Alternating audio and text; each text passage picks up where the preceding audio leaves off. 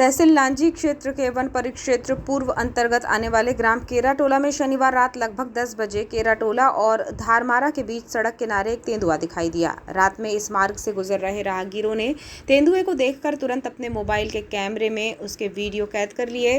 घटना की जानकारी मिलते ही आसपास के गाँव में ये चर्चा तेज हो गई कि क्षेत्र में तेंदुए की मौजूदगी अब लगभग पुख्ता हो चुकी है। दरअसल ग्रीष्म ऋतु की शुरुआत के साथ ही जंगलों में तापमान बढ़ने और कई स्थानों पर पानी के स्रोत कम होने के कारण वन्य प्राणी अक्सर ठंडे और खुले स्थानों की तलाश में जंगल की सीमाओं से बाहर निकलकर सड़क किनारे या ग्रामीण इलाकों तक दिखाई दे जाते हैं।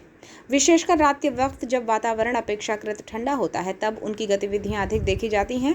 ऐसे में ग्रामीणों और राहगीरों को अतिरिक्त सतर्कता बरतने की आवश्यकता रहती है। वहीं इस विषय में प्रभारी एसडीओ राकेश कुमार अड़कने से दूरभाष पर संपर्क किया गया, जिस पर उन्होंने मामले को गंभीरता से लेते हुए बताया कि वन विभाग इसमें गश्त बढ़ाएगा और ये सुनिश्चित किया जाएगा कि वन्य प्राणी जंगलों की सीमा में ही रहे। उन्होंने कहा कि ग्राम केराटोला, धारमारा सहित आसपास के गाँवों में ग्रामीणों से सतर्क रहने की अपील करते हुए उन्होंने कहा कि रात के वक्त जंगल किनारे या सुनसान सड़कों पर अनावश्यक आवागमन से बचें।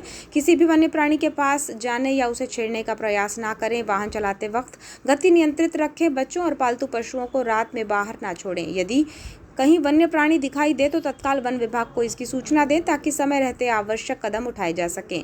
फिलहाल केराटोला और आसपास के क्षेत्र में तेंदुए के दिखने की घटना ने लोगों को सतर्क कर दिया है। अब ग्रामीणों की नजर इस बात पर भी टिकी है कि वन विभाग की गश्त और निगरानी व्यवस्था जमीनी स्तर पर कितनी प्रभावी साबित होगी।